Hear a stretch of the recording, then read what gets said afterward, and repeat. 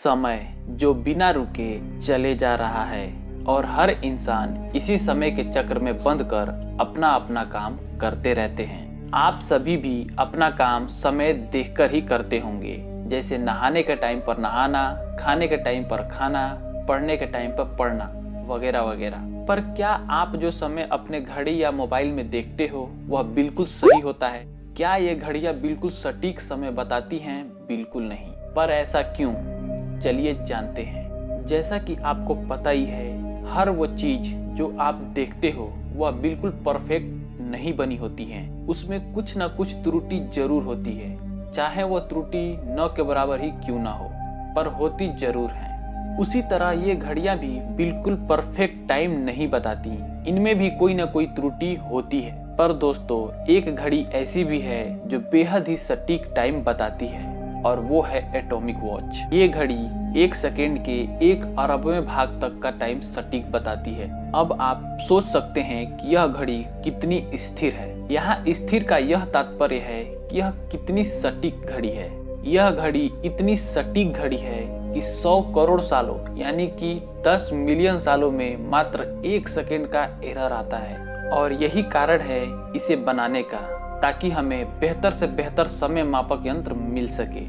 चलिए अब जानते हैं कि यह घड़ी काम कैसे करती है। दरअसल यह घड़ी एटम के वाइब्रेशन पे काम करती है। क्योंकि एटम के पास सर्टेन फ्रीक्वेंसी होती है, इसीलिए यह बेहद ही स्टेबल होते हैं और साथ ही यूनिवर्सल भी होते हैं। चलिए इसे एक उदाहरण से समझते हैं। जैसे मान लीजिए इंडिया के सीजियम एटम का जो वाइब्रेशन शो कर रहा है, वही अमेरिका के सीजियम एटम का वाइब्रेशन शो करेगा, और मंगल ग्रह, बुध जैसे ग्रहों पर भी सीजियम के एटम का वाइब्रेशन वही शो करेगा।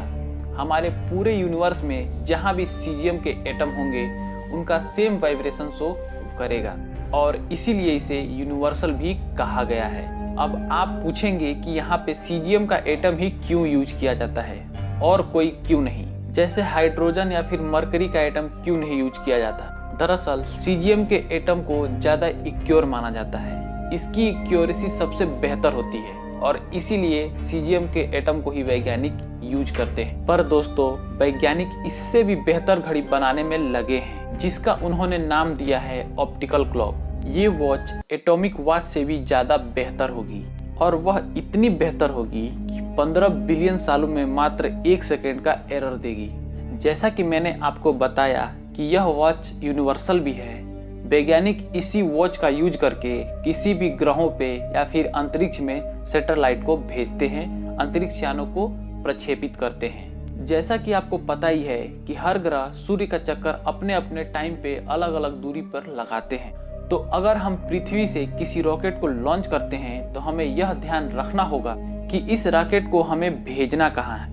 हमें उस रॉकेट को वहां नहीं भेजना है जहां पर वह ग्रह आज है, हमें वहां भेजना होगा जहां पर वह ग्रह दूरी तय करके जाएगा। चलिए इसे उदाहरण से समझते हैं। जैसे कि मान लीजिए कि हमारे पृथ्वी से किसी रॉकेट को हम लॉन्च करते हैं और इसे हमें मंगल पर भेजना है, तो हमें यह ध्यान रखना होगा कि पृथ्वी की जो गति है उस हिसाब से मंगल की गति कैसी है। तो हम उस रॉकेट को अभी डायरेक्ट यहाँ नहीं भेज सकते, हमें उस जगह पे भेजना होगा जो मंगल गति करते करते वहां पहुंचेगा।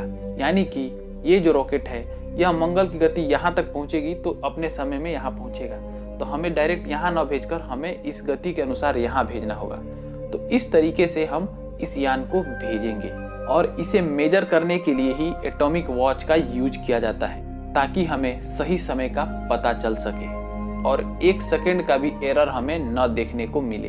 तो दोस्तों, फिलहाल इस वीडियो में बस इतना ही। वीडियो आपको कैसा लगा हमें जरूर बताइए। अच्छा लगा हो तो लाइक कर दीजिए। धन्यवाद।